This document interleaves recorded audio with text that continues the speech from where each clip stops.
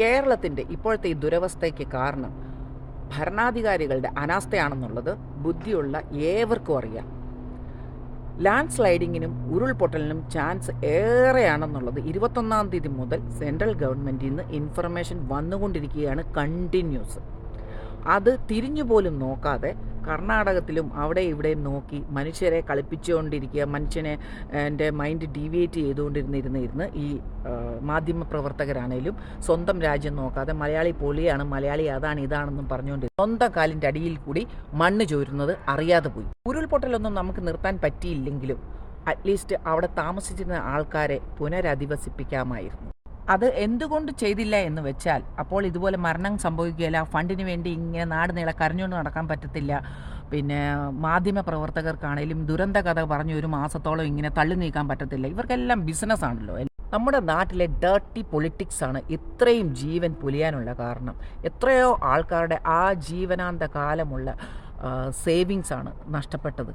ഇവർക്കൊന്നും മനസാക്ഷിയില്ലേ എന്നാണ് ആലോചിക്കുന്നത്.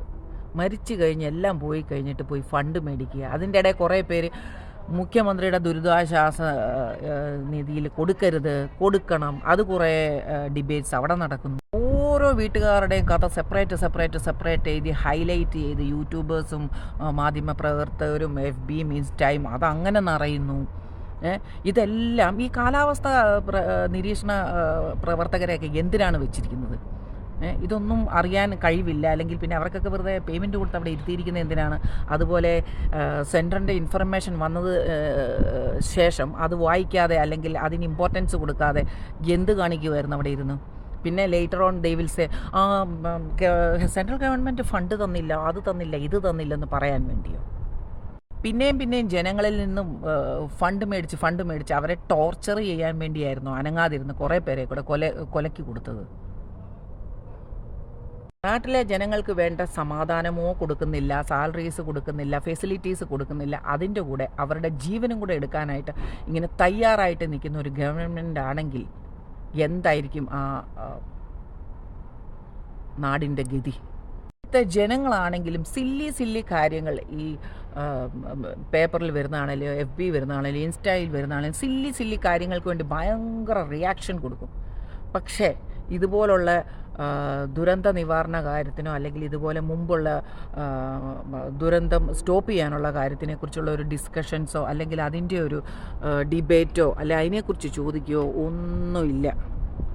അവർക്ക് ഇപ്പം ഇൻസ്റ്റ എന്ന് പറയുമ്പോഴത്തേക്കിനും കുറേ പേരുടെ ഫാമിലി ബാക്ക്ഗ്രൗണ്ട് കാണിക്കുക, അല്ലെങ്കിൽ അവരുടെ സ്വത്ത് എത്രയാണ്, ആസ്തി എത്രയാണ്, അല്ലെങ്കിൽ അവരുടെ ജീവിത സ്റ്റൈൽ എങ്ങനെയാണ്, സെലിബ്രിറ്റീസിൻ്റെ ഇതൊക്കെയുള്ള ചീപ്പ് ടോപ്പിക്സ് എടുത്തിട്ട് അങ്ങോട്ട് ഇട്ട് കൊടുക്കും. അതിൻ്റെ പുറകെ നാട്ടുകാർ തൂങ്ങി നടക്കും. അന്നേരമായിരിക്കും ഇങ്ങനെ പെട്ടെന്ന് കേൾക്കുന്ന അവിടെ ബോംബ് പൊട്ടി, ഇവിടെ ബോംബ് പൊട്ടി, അല്ലെങ്കിൽ ഇതുപോലെ ദുരന്തം വന്നു, പ്രളയം വന്നു. അപ്പോഴത്തേക്കിനും എല്ലാവരും പെട്ടെന്ന് അയ്യോ ഇങ്ങനെയൊക്കെ ഒരു സംഭവം ഉണ്ടായിരുന്നു, അയ്യോ നമ്മൾ ഇതിനെക്കുറിച്ച് അറിവില്ലായിരുന്നല്ലോ എന്നും പറഞ്ഞ് എല്ലാവരും അങ്ങോട്ട് പിന്നെ അതിൻ്റെ പുറകെ ആകും. ഇതെല്ലാം വരുന്നതിന് മുമ്പേ ഇതൊക്കെ തടുത്ത് നിർത്താനോ അല്ലെങ്കിൽ ഇതൊക്കെ തടയാനും അല്ലെങ്കിൽ അതൊക്കെ പ്രിവെൻറ്റ് ചെയ്ത് എങ്ങനെ മുന്നോട്ട് പോകണം എന്നതിനെക്കുറിച്ചുള്ള ഡിസ്കഷൻസൊക്കെയാണ് നടത്തേണ്ടത്. മഴക്കാലം എല്ലാ വർഷവും വരുന്നതാണ്. ജൂൺ ജൂലൈ എന്നൊക്കെ ഉള്ളത് കേരളത്തിൽ ആദ്യം വരുന്നത് അവിടെയാണ് ഈ മഴയുടെ കെടുതി. അതിനുള്ള ഒരു സൊല്യൂഷൻസോ അത് നിർത്താനുള്ള കാര്യങ്ങളൊക്കെ ഡിസ്കസ് ചെയ്യാതെ ചുമ്മാ ചീപ്പ് പബ്ലിസിറ്റിയാണ് എല്ലാവർക്കും വേണ്ടത്. ഇനിയിപ്പോൾ ഇതൊന്നും പറഞ്ഞിട്ട് കാര്യമില്ല, പോയവർക്ക് പോയി. ഇനിയെങ്കിലും ആൾക്കാർ ഉണരുക, പ്രവർത്തിക്കുക.